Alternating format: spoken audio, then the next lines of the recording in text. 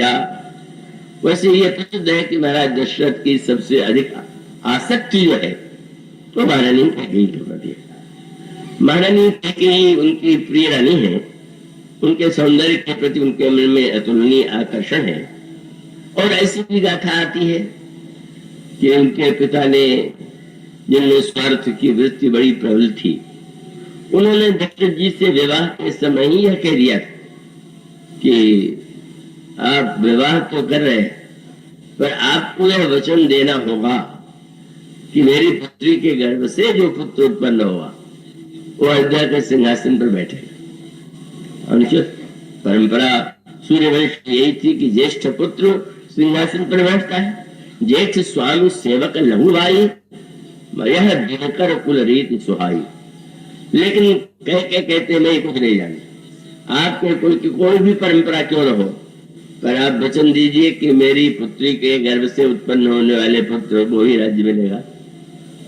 और जब कोई व्यक्ति उतावला होता है तो कोई न कोई अपने पक्ष में गणित कर लेता है।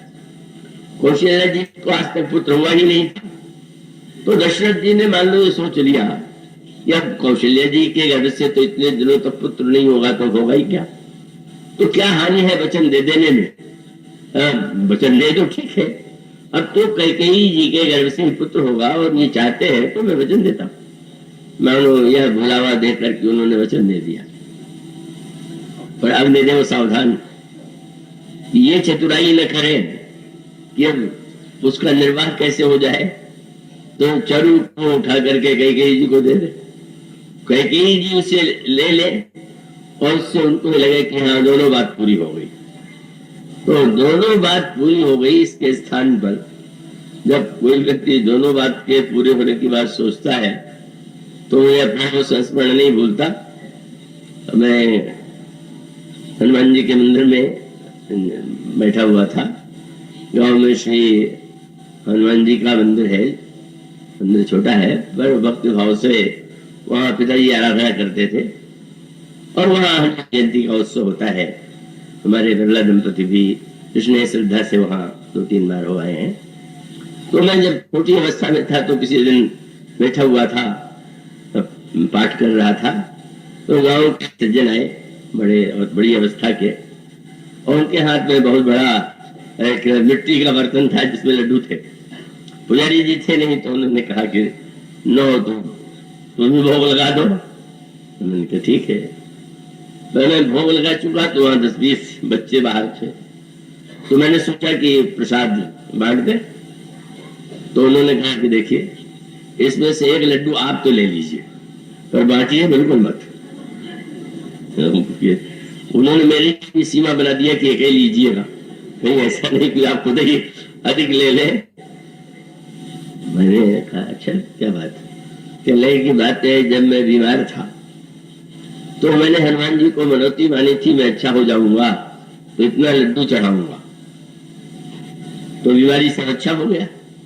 और आज ही मेरी लड़की के घर विवाह, वहां भी मिठाई भेजनी तो वो भी काम पूरा हो जाएगा। आप बांट देंगे तो फिर हमको मिठाई और मंगानी पड़ेगी। सोचा बहुत बुद्धिमान व्यक्ति है, एक ही कार्य से दोनों बात पूरी कर लेंगे। हनुमान जी की मनौती भी पूरी हो गई और साथ साथ वो जो व्यवहारिक व्यवहार है वो भी पूरा हो गया। ऐसा स्वभाव दिखाई देता है। मानो अग्निदेव ने सावधान कर दिया। क्या सोच सकते हैं कि अब अभी तो यज्ञ मैंने किया, अब मैं दे दूं अगर महारानी कैकेयी को तो वो संकट से मैं बच सकता हूं, जिसमें जो पिता को दिया गया वचन है का उसकी पूर्ति हो जाए। कैकेयी जी पायस ले ले, पुत्र हो, राज्य मिले तो ठीक है, वो दिया गया वचन भी पूरा।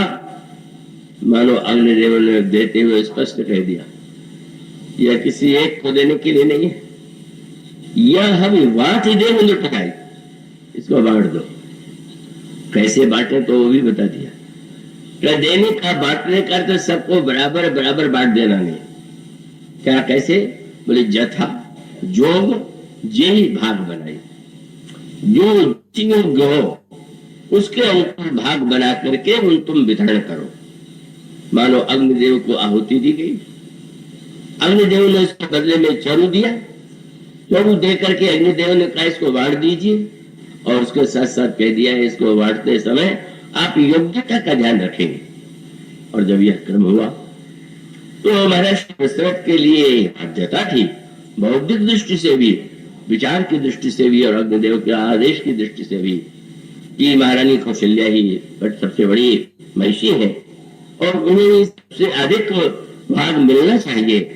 और इसलिए उस खीर का आधा भाग जो था पायस का, उन्होंने कौशल्या जी के हाथ में दे दिया। और उसके पश्चात महाराज दशरथ ने जो आधा बचा हुआ पायस है उसके भी 2 भाग किए, और 2 भाग करने के बाद उन्होंने वो जो आधा भाग था वो तो महारानी कैकेयी को दे दिया, और उन बचे हुए भाग का 2 भाग करके उन्होंने एक भाग कौशल्या जी के हाथ में दे दिया, और दूसरा भाग उन्होंने महारानी कैकेयी के हाथ में दिया। और देने के बाद ये कहा कि आप दोनों जो है, ये जो आपको दोनों भाग दिया गया, इनको दे दीजिए सुमित्रा जी को। कैसा अनोखा क्रम है, जिसको मिले उसको ही बांटना चाहिए। ऐसा न हो दोनों रानियां अपने लिए ले ले और न दे, और फिर बड़ी कठिनाई होती है। अब आप वितरण करें तो किसको पहले दे, किसको बाद में दे, कितना दे, तो मानो लगता है कि ये तो बड़ा पक्षपात है कि महारानी कौशल्या जी को आधा दे दिया गया, कैकेयी जी को उसका आधा दिया गया, और सुमित्रा जी को महाराज दशरथ ने अपने हाथ से नहीं दिया। तो ऐसा लगता है कि इसमें महारानी कौशल्या के प्रति पक्षपात सम्मान दिया गया, और वहां पर यज्ञ स्थल में ये छोड़ करके और कुछ छोड़ना संभव ही नहीं था। लेकिन जब 2 अलग अलग भाग, जो बचा हुआ था आधा भाग सुमित्रा जी को सीधे दिया जा सकता था, तो 2 भाग जो था जब उन्हें 2 रानियों से दिलाया गया तो मानो अब कहना कठिन है ये लाभ में कौन है। कौशल्या जी को सबसे पहले दिया गया, लेकिन सुमित्रा जी को भले ही बाद में मिला, पर अन्य रानियों को जहां एक पुत्र मिले, यहाँ 2 पुत्र मिला है। मैं ऐसा लगा कि सुमित्रा जी को जो है वो तो भले ही सीधे न मिला हो, पर सबसे अधिक लाभ में तो सुमित्रा जी ही है। पर उसका मूल तात्पर्य यही था जो बात आपके सामने कही जा रही थी, कि समाज में जब यज्ञ चक्र चलता रहता है, मानो इस तरह से क्यों किया गया, सुमित्रा जी को महाराज श्री दशरथ ने सीधे क्यों नहीं दे दिया। और उसका महत्वपूर्ण तात्पर्य यही है कि वह गहराई से उसके अंतरंग अर्थ पर आप दृष्टि डालें। आधा भाग कौशल्या जी को दिया गया। क्यों दिया गया? कौशल्या जी ज्ञानमयी, सुमित्रा जी भावनामयी, और महारानी कैकेयी क्रियामयी। क्रिया की प्रधानता कैकेयी जी के चरित्र में, भावना की प्रधानता सुमित्रा जी में, और विचार और ज्ञान की प्रधानता कौशल्या जी में। समाज में तीनों का बड़ा महत्व है।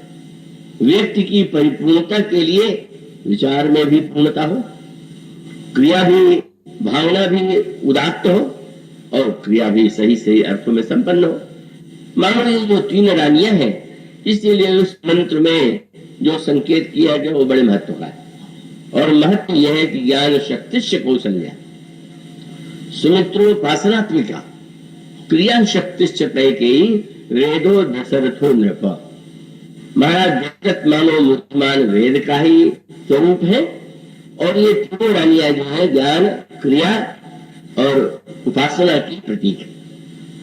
और तीनों का सामंजस्य जब जीवन में होता है, विचार सही सही अर्थों में हम समझ सके क्या उचित है, क्या अनुचित है, क्या सद है, क्या असद है, इसकी भी आवश्यकता है।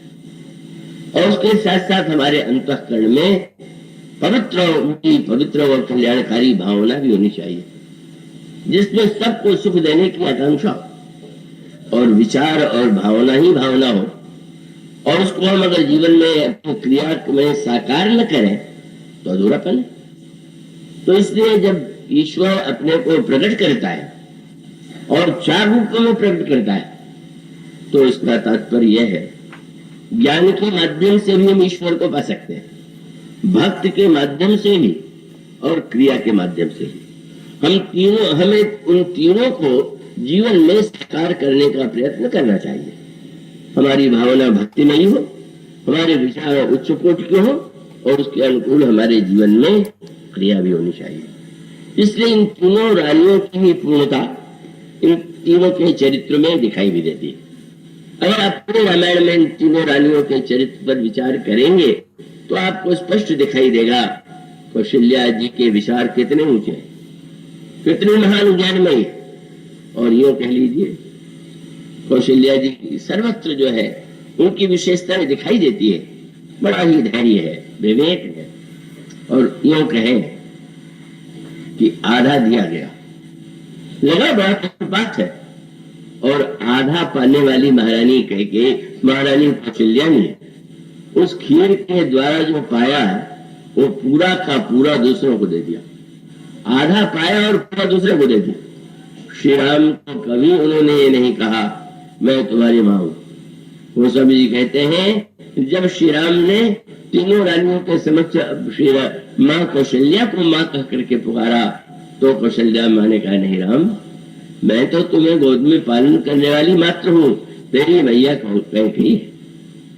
महारानी कैकेयी के स्वभाव में एक प्रकार की तेजस्विता, सम्मान पाने की आकांक्षा है, और जो भी संसार में क्रियापरायण व्यक्ति होते हैं उनमें स्वाभाविक होता है। क्रिया में जो व्यक्ति कुशल होता है वो सम्मान भी चाहता है कि उसे महत्व दिया जाए, लोग उसकी सराहना करें कि हाँ ये बहुत अच्छे कार्य करते हैं, और उसका विशेष ध्यान रखना आवश्यक है। तो वो जो विशेष ध्यान रखना आवश्यक है उसका तात्पर्य यही है कि अगर उसके हृदय में असंतोष हो जाए या उससे भेद बुद्धि का उदय हो तो अशांति होगी।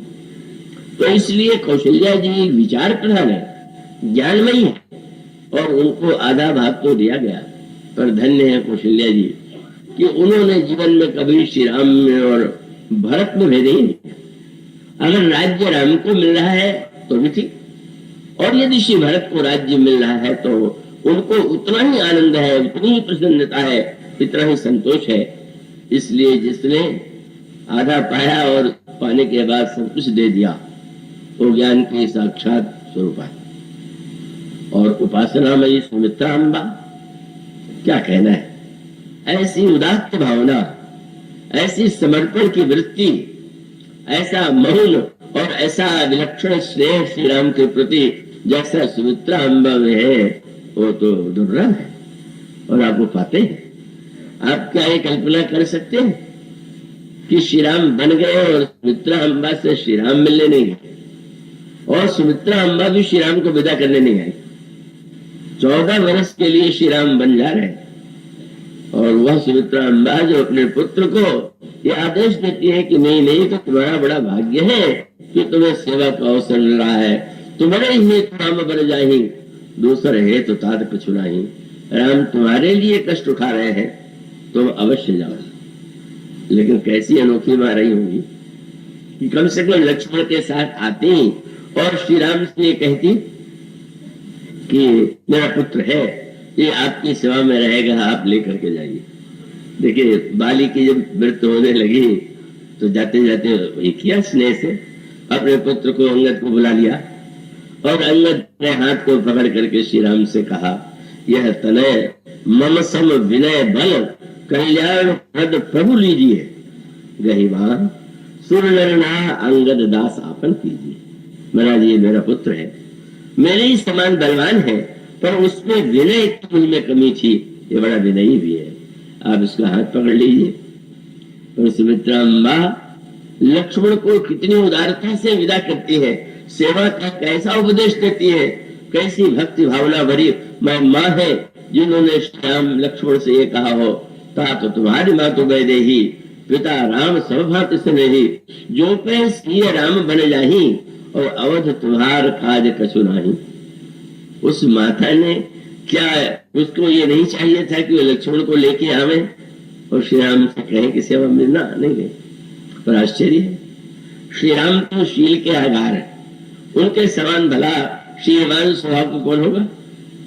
तो श्री राम ही चले जाते, कैकेयी जी से भी विदा लिया, कौशल्या जी से भी विदा लिया, पर सुमित्रा जी से विदा लेने का प्रसंग नहीं आता, नहीं मिले। और कैसा अनोखा संबंध है, बल्कि अनोखी बात, बन जाने के पहले कौशल्या जी से एक बार मिले, कैकेयी महारानी से 2 बार मिले, सुमित्रा अम्बा से मिल ही नहीं। क्या इसका भाव है? श्री राम तो नहीं है, नहीं गए, इतना नहीं, लक्ष्मण जी ने जब आग्रह किया तो वो ये भी कह दिया, प्रभु ने कहा कि यहाँ पर रह करके माता पिता गुरु की सेवा करो, राज्य को संभालो। लक्ष्मण जी ने कह दिया, गुरु पितु माँ तो नहीं जानूंगा, मैं न किसी को नहीं जानता, न गुरु को, पिता को, न माता। तो प्रभु समझ गए कि अब इनको ये समझाना बड़ा कठिन है कि गुरु और पिता को मानना चाहिए। पर उन्होंने सोचा कि लक्ष्मण को ये भ्रम न होगा कि वो माता को न मान करके बड़ी ऊंची स्थिति में, इसलिए आपने तुरंत कहा, ठीक है, अब तुम जब चलने का निर्णय ही कर चुके हो तो मांगो विदा, माँ तो समझ जाए, जा करके कम से कम माँ से विदा तो मांग लो। क्यों प्रभु ने भेजा? ऐसी दीक्षा मिली लक्ष्मण जी को माँ के द्वारा कि लक्ष्मण जी को तो लगने लगा कि माँ के सामने तो मैं कुछ नहीं, क्योंकि जिस माँ ने ये कहा होगा, कहा कि तुम्हारी माता मैं नहीं हूं, तुम्हारे पिता महाराज नहीं है, और जिसने यह कह दिया हो कि वस्तुतः ये भ्रम न पालना कि तुम बहुत बड़ा त्याग करके जा रहे हो, तुम क्या त्याग कर रहे हो, तुम तो बड़े आनंद से जा रहे हो। क्यों? बोले, तुम कहो बन सब भात सुपासु, संग माँ तो राम से जासु। माता पिता वन में घूमने जाए और बच्चा साथ में लेकर के जाए तो क्या बच्चे को ये दुख होगा कि है मैं जंगल में जा रहा हूं? अरे कितना तुम्हारा सौभाग्य है कि माता पिता को वो दोनों है और तुम्हें लेकर बन जा रहे हैं। तुम उनके लिए कोई त्याग नहीं कर रहे हो, उन्होंने तुम्हारे लिए सब कुछ छोड़ दिया। देखो, सबको छोड़ के जा रहे तुम्हारे लिए, तुम में त्याग नहीं है, त्याग उनमें है। और जिस माता ने लक्ष्मण जी को यह आदेश दिया हो और वो ऐसी भक्ति का, ऐसा जिसको कहते हैं कि मार्ग व्यय दिया, माँ ने उपदेश दिया, और उपदेश देने के बाद गोस्वामी जी कहते हैं तुलसी प्रभु, तुलसीदास जी ऐसे अवसरों को चूकते नहीं। जब सुमित्रा अम्बा लक्ष्मण जी को आशीर्वाद देने लगे तो तुलसीदास जी ने ये नहीं कहा कि सुमित्रा माता ने लक्ष्मण जी को आशीर्वाद दिया। शब्द क्या है? तुलसी प्रभु, लक्ष्मण नहीं, तुलसीदास के प्रभु को माँ आशीर्वाद दे रहे। कितनी मीठी भावना है कि माँ जब तुलसीदास के प्रभु को आशीर्वाद देंगी तो प्रभु प्यार होगा तो सेवक को भी तो कुछ न कुछ देगा ही। तो मानो स्वयं तुलसीदास जी खड़े और आशीर्वाद भी ऐसा मिल रहा है जो किसी को नहीं मिला। क्या होगा? क्या मिला? बोले रथ हो। जिस रथ के पाने के लिए श्री भरत जैसा महान त्यागी वैराग्यवान याचना करता है और ये कहता हो कि रथ न धर्म न काम रुचि, गति न चहो निर्वाण, जन्म जन्म रथ राम पद, यह वरदान नाहन। वह रथ जो है माँ सुमित्रा अम्बा को आशीर्वाद में दे देती, मैं तुम्हें आशीर्वाद देती हूँ कि तुम्हारे अंतःकरण में राम के चरणों में रहती हूँ। और उतना नहीं, और कितना उनकी कैसी व्याख्या है, कैसी दृष्टि है। रति के साथ अगला शब्द और जोड़ दिया, रति हो अचल।